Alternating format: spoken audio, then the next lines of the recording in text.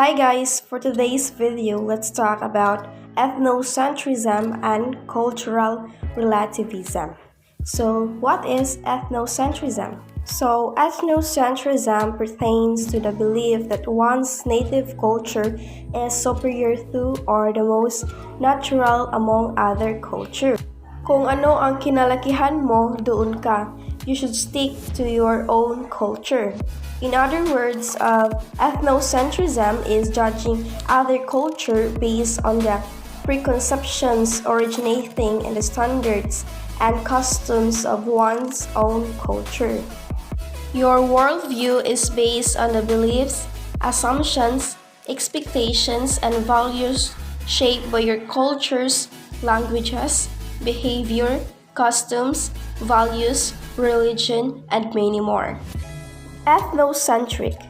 Individuals judged other groups relative to their own ethnic group or culture, especially with concern for languages, behavior, customs, and religion.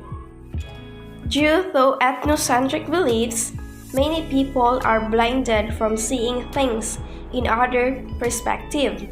So, ethnocentric people, they tend to dislike or make false judgment on others' cultures. They tend becoming biased and judge another culture as a bad and wrong. According to William Graham Sumner, an American social scientist, he described that ethnocentrism, it involves a belief or attitude that one's own culture is better than all others and should serve as the standard's frame of reference. Attitudes are an example of ethnocentrism, or evaluating and judging another culture based on how it compares to an own cultural norms. Religiocentric is defined as the conviction that a person's own religion is more important or superior to other religions. Culture shock. Ethnocentrism can be strong when confronted with all the differences of a new culture. One may experience disorientation and frustration. Example for this yung mga OFW and travelers. Nagkakaroon sila ng cultural shock. This is the difficulty to adapt the new culture. Culture shock may appear because people aren't always expecting cultural differences. These are climate, food, languages, clothing, values, and many more.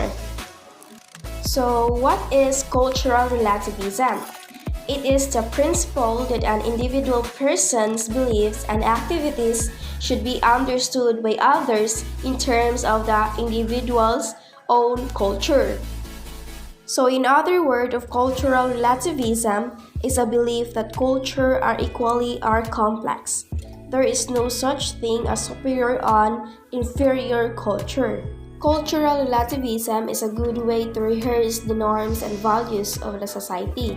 This is the requirement that one must subscribe to, regardless of his or her culture origin. Even you don't like their culture, you don't show to them that you don't like it, and we still recognize that their culture is different from yours. Cultural relativism promotes greater appreciations of the culture that an individual might encounter along the way. So, even if you don't practice that culture, you should still appreciate. There is no good and bad culture. So, I have an example of two-person conversation. The first one may say that, try some deep-fried crickets, they are delicious. And the second person, he responds that, I'm not used to eating crickets. Can you tell me why you like them?